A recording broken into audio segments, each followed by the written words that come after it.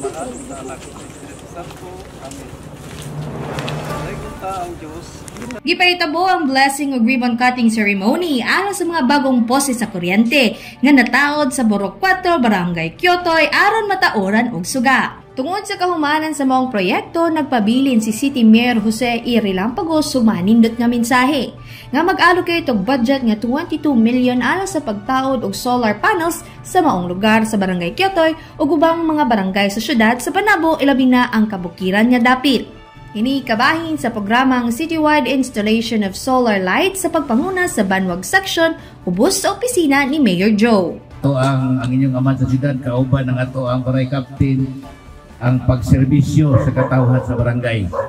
Kaya mong paningkamutan nga iabot no, sa katawhan ang among serbisyo para ang barangay Kyotoy kanang magmalinawon o hapsay nga pagpamuyok.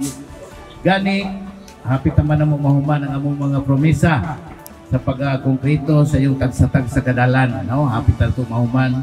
Ya, paningkamutan amo no? Nga mga opisyal kay inyong magipili, isip magdumala sa syudad o sa atong kabarangayan.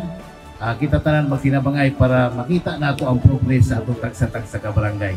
Sa laing bahin, gipahigayon usab sa parehong adlaw ang pag-abri sa mga bag-ong kadalanan sa Porok 5 ug 6 sa maong barangay diing dugang agianan sa mga lumulupyo sa maong lugar. Nagpadayag usab og pagpasalamat si Honorable Apolinario S. Pantonyal, kapitan sa Barangay Kyotoy tungod sila nakabenepisyo sa mga programa ni Mayor Joe.